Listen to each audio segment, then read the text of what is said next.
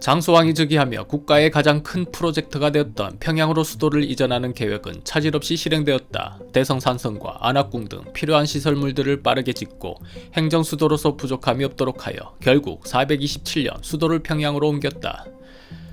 한편 맹소는 자신의 집의 세작을 은밀히 불러 말했다.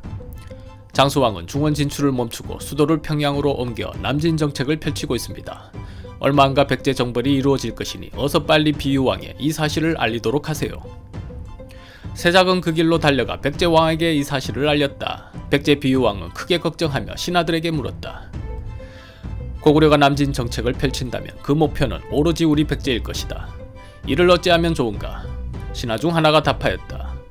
우리의 이웃 나라에는 신라가 있습니다. 신라와 동맹을 맺고 함께 대항한다면 고구려도 우리를 함부로 공격하지 못할 것입니다. 비유왕이 어두운 표정을 지으며 말했다. 신라는 고구려에 복종하며 죽은 듯이 살고 있습니다. 우리와 동맹을 맺겠습니까? 신이 직접 신라왕을 만나 새치혀로 달래보겠습니다. 나라의 운명이 걸린 일입니다. 내 그대만 믿겠습니다. 이렇게 백제 비유왕은 급히 신라의 사신을 보내 동맹 제의를 했다. 하지만 신라왕 눌지마립과는 동맹을 맺자는 사신의 말에 크게 화를 내었다. 우리 신라와 고구려는 오랜 기간 동안 형제처럼 서로 돕고 지냈다. 특히 왜가 우리를 공격했을 때 고구려는 직접 군대를 보내어 격퇴시켜 주었다. 그때 너희 백제는 뭘 했느냐? 그런데 이제 와서 동맹을 맺자고. 신라왕이 일어나 좌우에 명하였다. 백제 사신이 우리와 만났다는 사실을 고구려가 안다면 좋을 게 없다. 이놈의 목을 잘라 장수왕이 보내도록 하라. 목을 베라는 신라왕의 말에 사신은 조금도 두려워하지 않고 크게 웃었다. 신라왕이 궁금하여 그 까닭을 물었다. 죽는 순간에 너는 무엇이 우스워 그리 크게 웃는 것이냐? 사신이 답하였다. 신라왕께서 국제정세를 모르시고 너무나도 순진한 생각만 하시니 어찌 웃지 않을 수 있겠습니까? 뭐라 순진한 생각? 사신이 웃음을 멈추고 진지하게 말했다. 나라 간의 형제가 어디 있습니까? 모두가 이해관계로 치열하게 싸울 뿐이지요. 고구려가 신라를 도와준 것은 신라를 속국으로 하여 우리 백제를 견제하게 하기 위함입니다. 모르시겠습니까?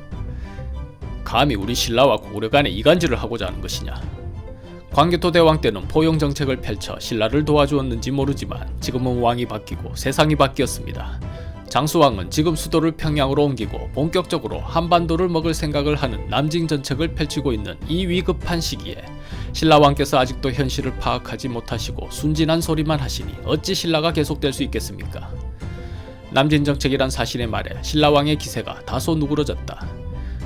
그렇다면 고구려의 수도 이전이 삼국 통일을 위한 전초 작업이란 것이냐? 그렇습니다. 안타깝지만 지금의 백제와 신라는 홀로 고구려를 상대할 힘이 모자랍니다.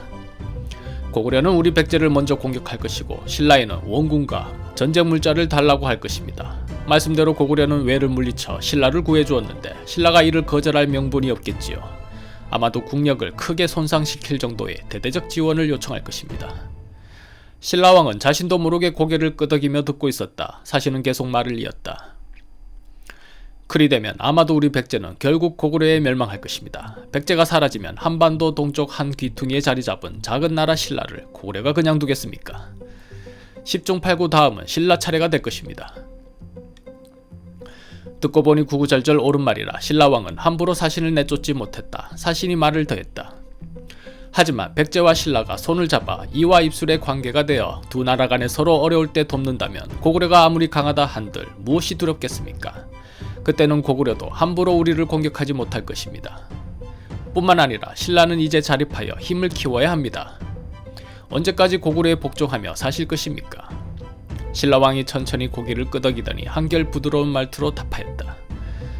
동맹은 나라의 중대사이니 내 신하들과 천천히 의논하여 답을 주겠다. 사실은 물러나 기다리도록 하라.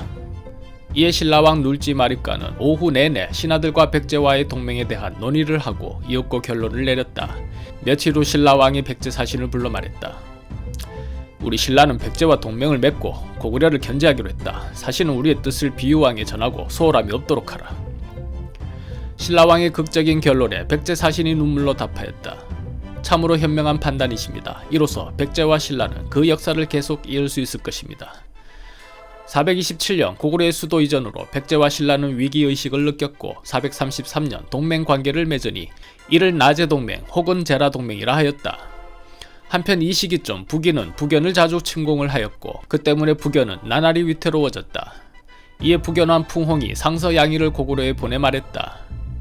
왕께서 말씀하시기를 만약 사태가 급하면 동쪽으로 고구려에 의지하다가 후에 일어나기를 도모하겠다고 말씀하셨습니다. 장수왕이 물었다. 무슨 말이냐? 지금 풍홍이 우리 고구려에 망명 요청을 하는 것이냐?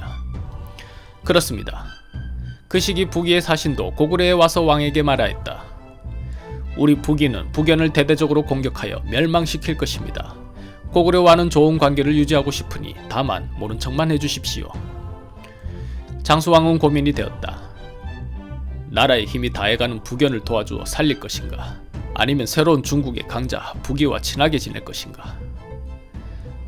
어찌하면 좋을 것인지 고민이구나.